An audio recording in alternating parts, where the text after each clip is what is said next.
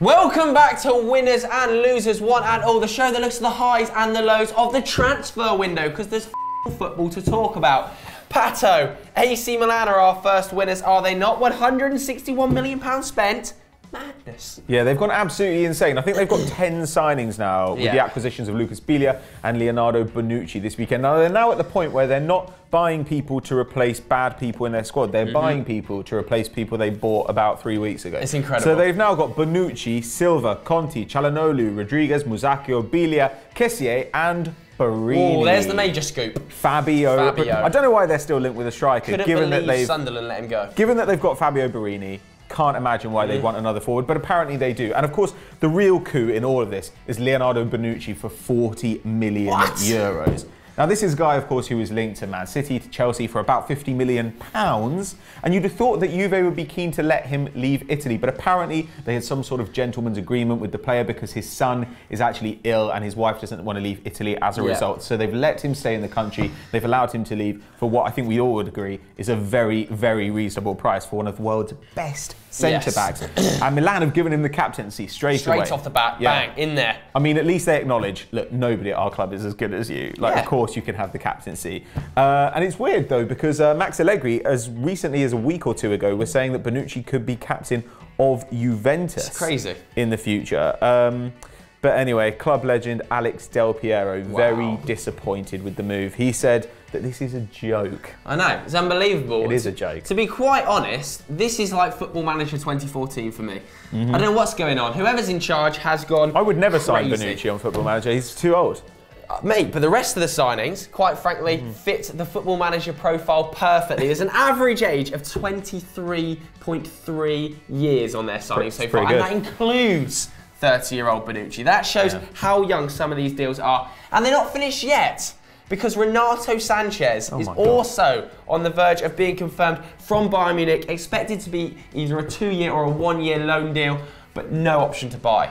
There's also news that they have agreed personal terms, according to Di Marzio, for Belotti. Oh my God. I mean, it's even got as far as the AC Milan CEO Marco Fasone saying it'll be nice to have one of Belotti, Morata or Aubameyang. We'll see who the choice lands on. Wow. Like I said, Di Marzio reporting that Belotti has agreed personal terms, but Milan are not willing to pay the €80 million plus Niang that Torino want. Does seem a lot of money. But the Morata who gives deal, a I know, it's crazy, but the Morata deal on paper could be a bit closer. €80 million fee, rumoured to be agreed already. Oh my but God. personal terms what's happening? Could be hard here because he'd agreed 230k a week after tax with Manchester United, and AC Milan simply can't match that. And Aubameyang looks like he might be on his way to England, but we're going to talk about that a little bit later. This is the craziest window for AC Milan I've ever seen. You say that, but they've now got to bed in an entirely new team. True. Like, basically, they're turning up on the first day of training with just a bunch of people who've heard of each other, and that's about it. And they've got to assume that they'll just build into a kind of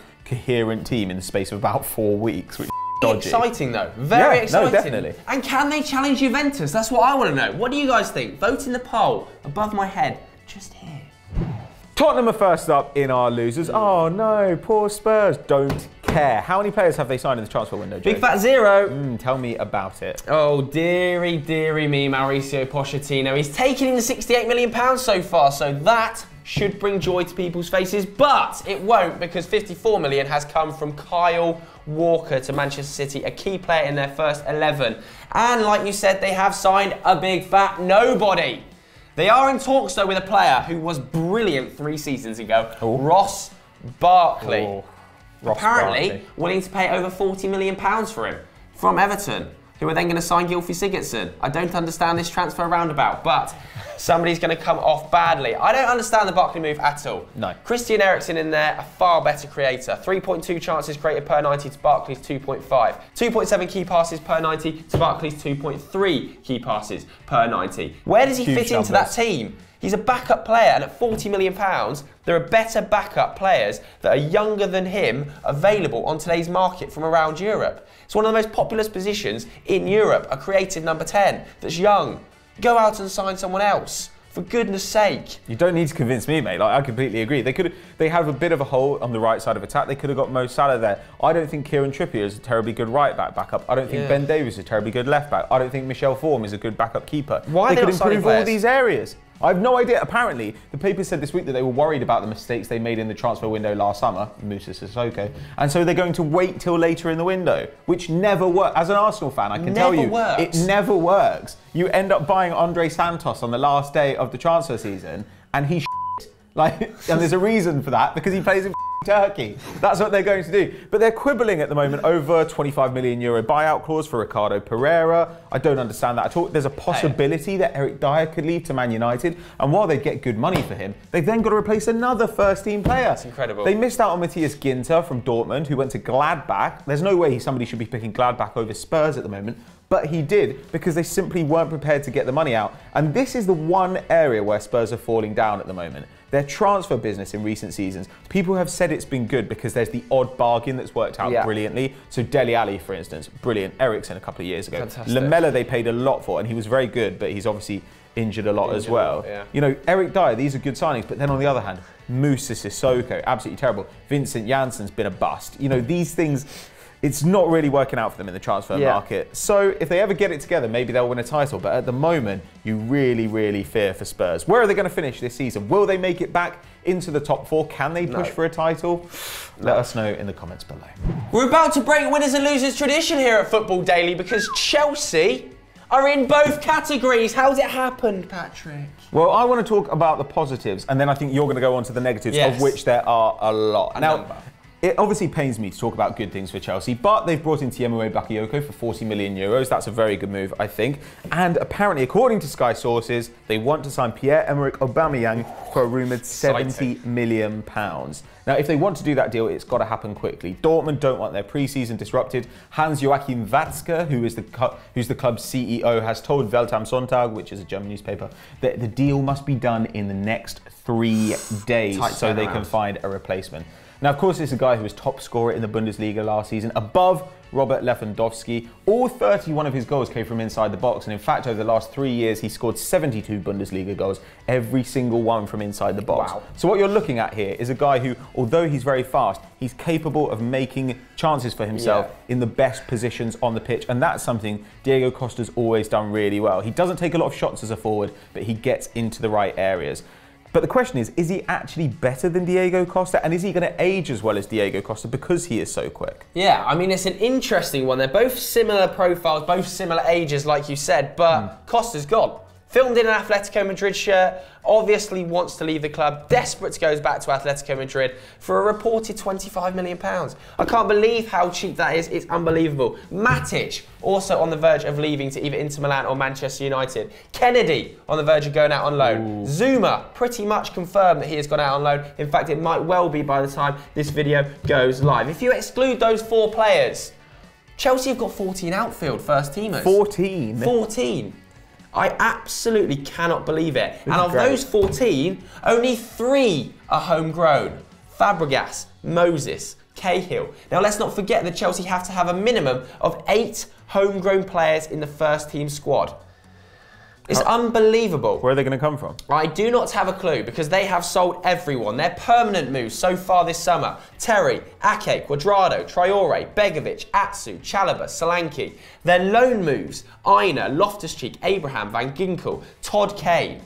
It's ridiculous. Of those, loads are English. Terry, Chalobah, Solanke, Aina, Loftus-Cheek, Abraham. All could have met that English quota. And yet they've decided to send them out on loan. If they now promote players from their under-18 squad to fill the homegrown quota, they are going to be worse than the players they've sent out on loan or sold permanently. What are Chelsea doing?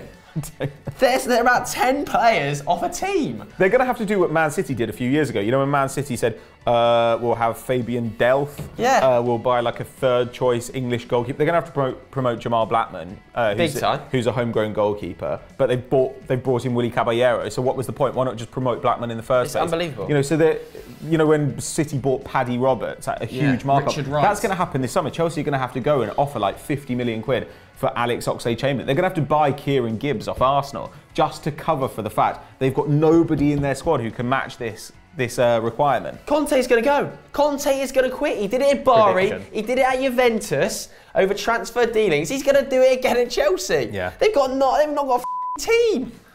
I don't know what's going on. They can't even put out a subs bench at the moment.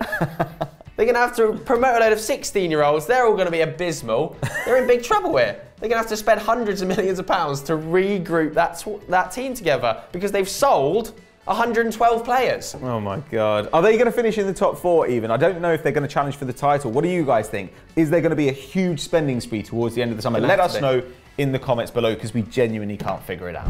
Next up in our winners category, we have Manchester City. Now, they've been having a very exciting summer. They've got the checkbook out. Who's arrived? In a big way. Bernardo Silva obviously already signed. Emerson already signed. Now Kyle Walker comes in for £54 million and it won't stop there. Benjamin Mendy is also going to come in at left back for about £50 million too. A lot of money on fullbacks, £100 million. But that's what happens when you let all of your fullbacks leave the club because they had absolutely none. However, you'd have to say Walker and Mendy are massive upgrades on the likes of Zabaleta, Sanya and Gael Clichy. I mean, Kyle Walker, entering his prime, Pep's reportedly told his coaches that he needs players that are going to have immediate impact in his team. I mean, since 2011 at Tottenham Hotspur, only one player, Christian Eriksen, has created more chances for Spurs in the Premier League than Kyle Walker. Kyle Walker's created 203 from a right-back role. It's going to be exciting to see him so high up the pitch in a Pep Guardiola system. He's also good going backwards. Since he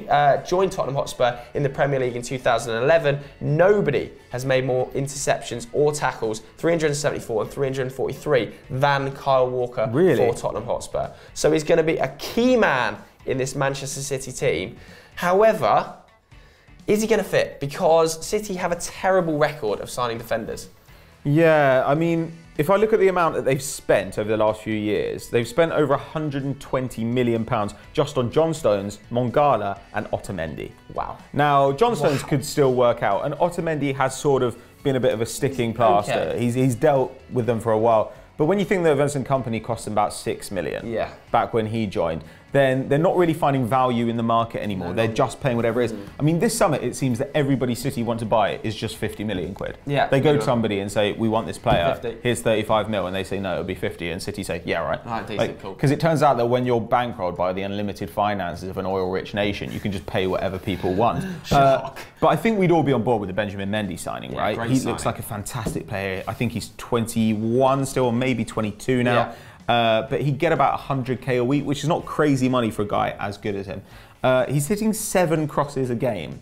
Now, insane statistics. That's a lot, but I mean, that makes sense when you're crossing to somebody like Radamel Falcao, who's dominant in the air. When you've got Aguero or Gabriel Jesus in the box, I'm not sure that I quite see the point.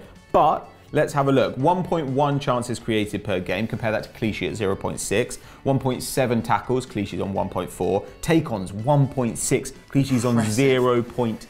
Big numbers. Loves to get to the byline. He's very fast and he's very strong. And he also knows when to go forward. You know, Monaco figured out a system which meant Mendy could get forward and then they'd cover for him. Because he was isolated high up the pitch. But he just caused havoc in the final third. So I think if they get him, like you say, massive upgrade in the wide areas. They've also signed Douglas Luiz, who's a 19-year-old Brazilian, for about £10 million. Now, he'll join Girona on loan, which is City's new sister club in Catalonia. But the thing that I find strangest about City's business this summer is that they're going to let Kelechi Iheanacho go. What is going on? He's just a year older than Douglas Luiz. And yet they seem to think that he's exhausted his opportunities at the club. Unbelievable profile as well. £25 million they're apparently willing to take for him to go to Leicester City. Now, some people say there'll be a buyback clause, some people say there won't be. I really hope there is because he is an absolutely sensational player. And if Leicester pay 25 mil for him this summer, I guarantee he'll go for over 50 mil in 1 or 2 years from now. But other than that, I think we can agree that City have sorted out what their priorities should be. And they're actually going and attacking the market and getting what they need. After this, I think it's got to be a central midfielder. Has to be a central midfielder. They've got none. Who have they got? None. Ilkay One-Knee Gundogan. They've got 32-year-old Fernando, who is already shot to bits and leaving, and Fernandinho. So they desperately need a central midfielder. Otherwise, they'll have to get back Bakary Sagna to play in central midfield. Or play De Bruyne as a centre mid this summer and just play 9 up front. We'll see what's going to happen. Why not? Pep. Final losers of the day are Porto. We're going to keep this one nice and brief because they are shot to bits with FFP. It's all gone wrong for the Portuguese Giants. They have signed Olivier Torres this summer from Atletico Madrid for £17 million, but like I said, they're in trouble, so they've had to sell a load of other players as well. Andre Silva's obviously gone for £32 million to AC Milan. Ruben Neves has gone to Wolves. De Poitre has gone to Huddersfield, I believe. Fernandez has left for £1 million. Bolly's also gone to Wolves. Rodriguez gone on free. Angel's gone on a free. Musa Marega is also leaving the club. He's not turned up to pre-season. Quintero has claimed he's going to Milan, not Milan, everybody's going to Milan. Quintero has claimed he is going to the MLS. Oh, wow. Right back Victor Garcia, he's leaving on loan. Varela is going back to the B team. Porto are in big trouble. They've got they're like Chelsea, they've got no players. But FFP has basically crippled them, hasn't it? Yeah, they're in trouble with UEFA, basically. They've already been punished for breaching FFP, which will mean that they only have a squad of 22 players for European competition this season instead of 25. You might remember that happening to Man City a couple of seasons ago. Also, they've basically got to make a certain amount of money each year over the next couple of years. So for this season, they need to make 30 million euros. The season after that, 20 million euros. The season after that, 10 million euros. And the ways to do that are either to find revenue streams just kind of out of nowhere. And you know what? If a club could just produce a revenue stream that made them 30 million euros out of nowhere, they would do it. They'd be doing it all the time. So they are going to have to sell players, we think. They also have to pay an amount up to 2.2 million euros. But I mean, what's that? Let's be honest. And so basically, at the moment, their finances are crippled. They've really got to rely on their academy for the next few seasons. And given how strong Benfica have been in the Liga NOS over the last couple of years, it looks like Porto might be facing some time in the wilderness. C'est la vie. So that's all we've got time for on today's transfer winners and losers. But who have been the best movers and shakers that you've seen? Leave a comment right now. Pato, what should people do on Eurofootball Daily? Well, they should check out Stat Wars as usual. Of course, we've got Stat Wars, the champs. That's coming up very soon. We've obviously got some top 10s. We've got Football Mundial, Continental Club, and Chris Hamill's disgusting northern face. Yes, and as ever, please do like and subscribe to this channel too. Please do it. Thanks. Bye. Sayonara.